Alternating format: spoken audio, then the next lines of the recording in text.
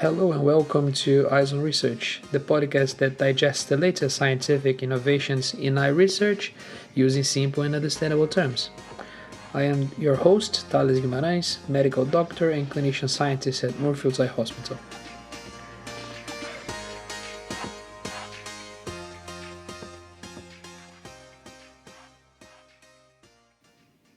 Hello, my friends, and welcome to another episode of your favorite science communication podcast focusing in the eyes and the vision. I hope you're having a great week so far. In this episode, we'll be talking about nutrition and supplements in age-related macular degeneration. And I have to say this, we have never in any point in the human history known about nutrition more than we do now. Nutrition has a huge impact, as we know from multiple studies, in the development of several diseases in the body, from diabetes to high blood pressure, heart issues, and even cancer. The eye was also subject to quite a bit of investigation, particularly in the context of very common diseases to which age-related macular degeneration belongs to. In fact, this disease is the leading cause of irreversible vision loss in adults over 50 years old. Let's start by defining what this is. And we do have a full podcast episode specifically on age-related macular degeneration. So by all means, if that's something that interests you and that you want to learn more, please go check it out. As a summary, I think suffices to say that age-related macular degeneration, as the name implies, is a progressive disease associated with aging. So patients typically experience disease worsening with time. And it affects the retina, which is this film-like tissue that we have in the back of the eye that has many millions of light-sensitive cells. And again, as the name suggests, the damage is localized in a region of the retina named macula, which is a region rich in a type of light-sensitive cell that we call cone. These cells are primarily responsible for central vision. And a person can get either of the two forms of age-related macular degeneration, and it can change from one to the other as well. The dry form or the wet form, with the difference being the presence of small new vessels that grow and may burst and leak, requiring continuous and sometimes lifelong treatment with an injection that's actually quite effective. That's why we call it wet, because it leaks, right? The dry form of age-related macular degeneration, though, has no effective treatment, right? We have some lifestyle changes, but in terms of treatments as effective as the injections that we have for the wet form of age-related macular degeneration, we don't have anything. And the big thing about age-related macular degeneration is that it is a multifactorial condition, right? This means that there's not a single cause for the disease, but instead there are many genetic and environmental factors that are associated with it, amongst which diet has been thoroughly investigated. Again, this is because of the very limited treatment options, so strategies for the prevention start to become necessary, right? There's a huge number of studies investigating nutrition and supplements for this disease. We already know that lifestyle changes, such as, for example, one that comes to mind right now is smoking cessation, are very relevant on patients' prognosis and the treatment outcomes. And we have a full episode on the damage that smoking can cause in our eyes and in our vision, so you may want to check it out if you want to dive a bit deeper in this subject. But anyway, amongst the lifestyle changes, nutrition and supplement tablets have also been thoroughly investigated. Let's tackle one at a time, starting with nutrition and then moving on to supplements. All of the evidence that will be discussed from now on comes from very well designed systematic reviews and meta-analysis, which, if you're new to this podcast, we talk a lot about this, but these are amongst the strongest forms of evidence there is. So it's a type of study that gets all of the different studies about a specific subject and analyzes all of that and combines it and gives us statistics about what's happening in those. So it's a very sophisticated way to summarize large data coming from multiple studies. Now, what type of nutrients have been associated with a decreased risk of development and progression of age-related macular degeneration? Or in other words, what is thought to confer protection against age-related macular degeneration? Firstly, let's look at the data from the age-related eye disease study, in short, AREDIS, which was arguably the most important study in age-related macular degeneration to date. The things that we learned from this study go much more than what we're going to talk in terms of supplements moving forward, but also in terms of risk factors, lifestyle changes. We have so much data coming from this study.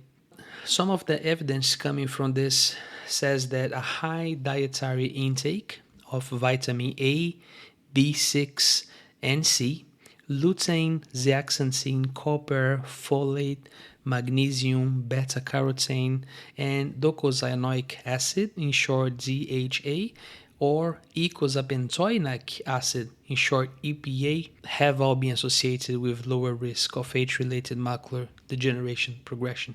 And the DHA and the EPA are omega-3 fat acids, which you may have heard because it's very common that people take this for a variety of reasons. These are typically found in cold water fish, fat fish usually like salmon and tuna. And in fact, a high dietary intake of DHA and or EPA was also not only associated with a lower risk of the disease progression, but also with a lower risk of developing early age-related macular degeneration. So it not only stops or reduces the progression, it lowers the risk of disease progression, but it also lowers the risk of developing age-related macular degeneration in the first place. Another thing that appears to be protective and was associated with a lower risk of developing the disease and also a lower risk of progressing the disease in patients who are affected is eating a Mediterranean diet. And you may have heard of the multiple benefits of Mediterranean diets before, right? For instance, evidence suggests that it reduces the cardiovascular risk, reduces the risk of stroke, and this diet is composed mainly by a high intake of fruits, legumes, vegetables, nuts and grains, a moderate intake of poultry, dairy products, fish, and red wine, changing butter for olive oil as well, and a reduced consumption of red meat. So eating less red meat. So Mediterranean diet seems to be protective in this retinal disease too. And on this same subject, other studies that were not directly analyzing Mediterranean diet suggested that a high intake of grains, fish, steamed chicken, nuts, and vegetables were associated with a lower risk of developing age-related macular degeneration. Another systematic review assessed if fish could individually confer protection for this disease, and the evidence suggested that this was the case. And lastly, a high intake of calcium was also associated with a lower risk of disease progression to later stages of the condition. Now, moving on to nutrients that have been associated with an increased risk of progression and development of disease in the first place.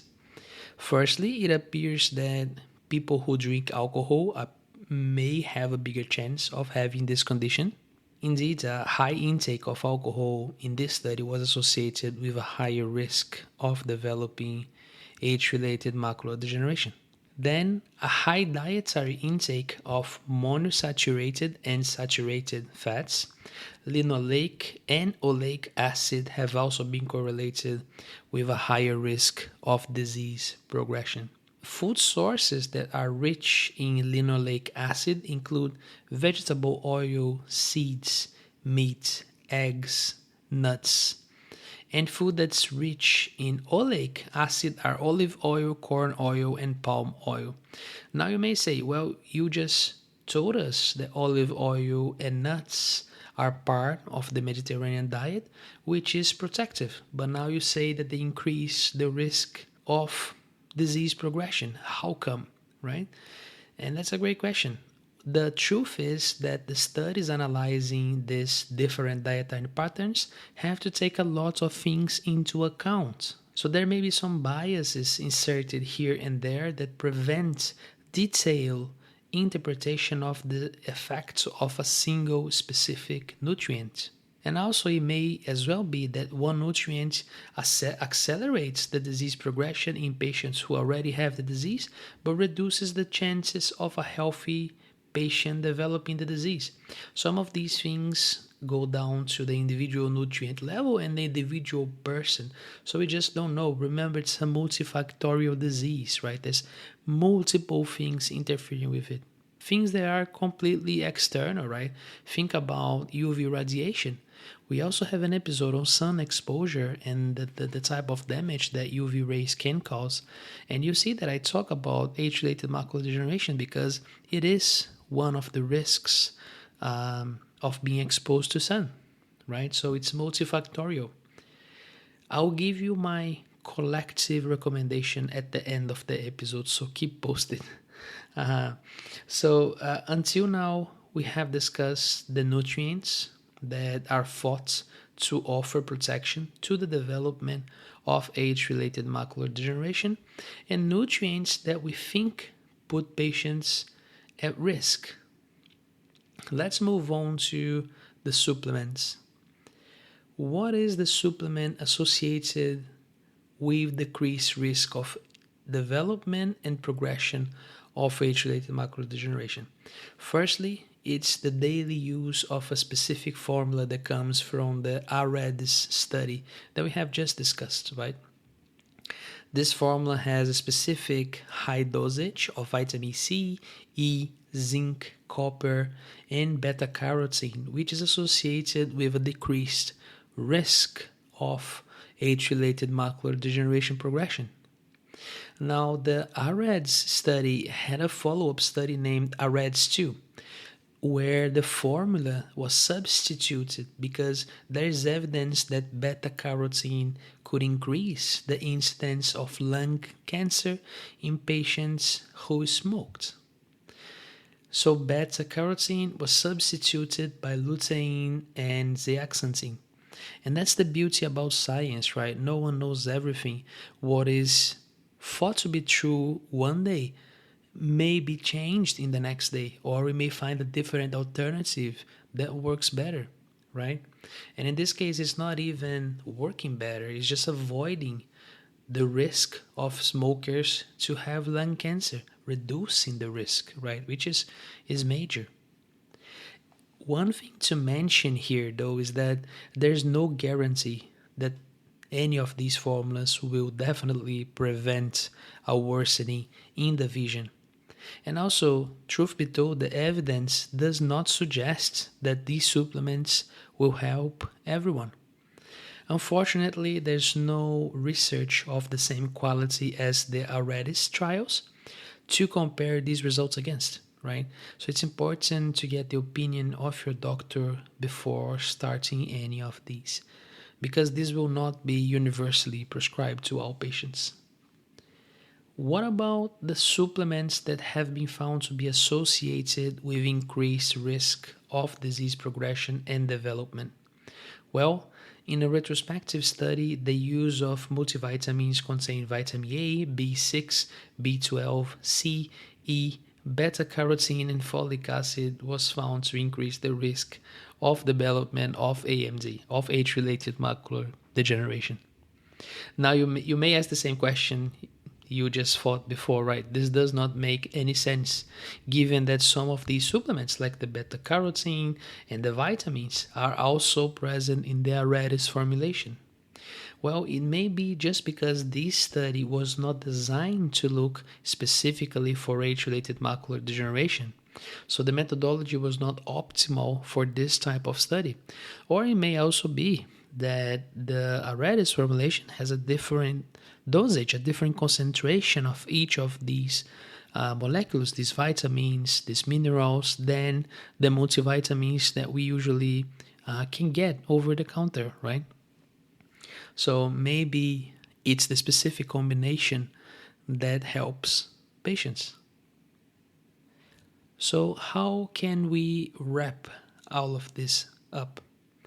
With the huge amounts of evidence coming from multiple studies, we can, with an extreme degree of confidence, say that certain nutrients are definitely associated with the development of the disease, while others offer protection against it.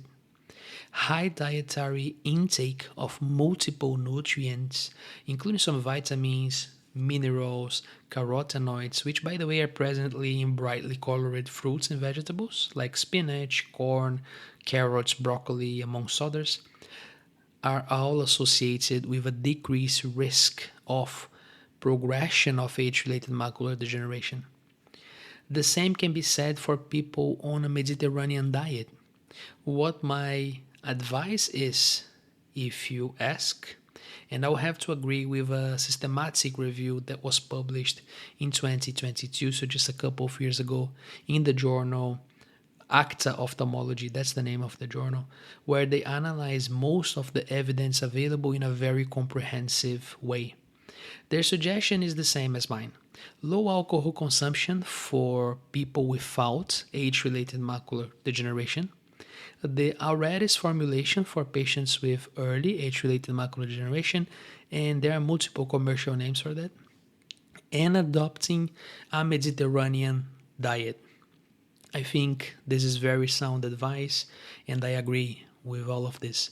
What I would add to optimize this guidance is to stop smoking if you are a smoker, as this will greatly reduce your odds of developing age-related macular degeneration.